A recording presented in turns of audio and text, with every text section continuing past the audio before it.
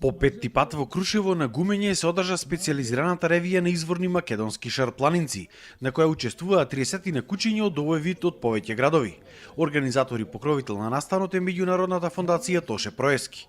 Одгледувачите на овие миленици се особено горди на нив бидејќи ги сметаат за чиста раса, која што била далеку поубава и поинтелигентна од урбаните шарпланинци. Крушевско има доста. Се трудиме да ја задржиме чисто раса така како што е. Значи да не биде мелес, да не се пари со други врсти, чисто изворни шарпланици, наше подрачје. Добра раса на куче, територијално куче, значи доста територијално куче, се штити територија, не е нападно. Старите македонски кучиња се старата раса, она што велиме ние шарпланинци наши, што доследно ние си ја следиме традицијата и ги чуваме и ги размножуваме. Тоа значи да се чува вакво едно куче треба многу внимание, љубов, сакање и финанси сака исто така. Треба да се хранат добро за да порасни ваква голема да биде. Територија се ја чуваат доследно, иначе јас порано одгледував кози. Ја имав кучката затоа земено. Одгледувачите признаваат дека шарпланинецот како раса го делат сите околни држави кои гравитираат околу шарпланина. Новие кучиња биле исклучиво македонски, кои се користат за чување на стоката и биле доста силни и паметни. Во Македонија имаме 5-6 врсти на соеви на шарпланинци.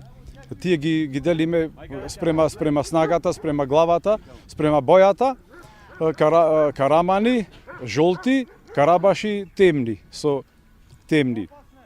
После имаме со мечкина глава, со тркалезна глава, тие се најбарани, најубави, со молосоидна глава, со тешка муцка, што после со лупоидна глава, тие не се баш убави, тие со шилесна муцка, и волчија глава.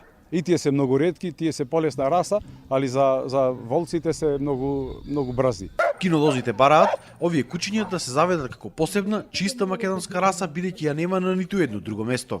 Во поново време ја бев иницијатор за да се идентификува и македонскиот стар овчарски пес Караман, што е и најстара врста. И тоа веќе е постигнато, сега се работи на меѓународно ниво тоа да се верификува преку FCI, колку луѓето работат и на тоа поле, значи, меѓутоа има и други врсти, подврсти. Самата кинологија до денеска многу слабо се однела кон тоа.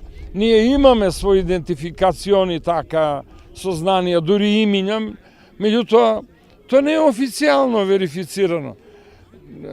Тоа е наше богатство, ние треба да си ги класифицираме, но со хендикепен на досегашната кинологија што тоа не го сторила досега.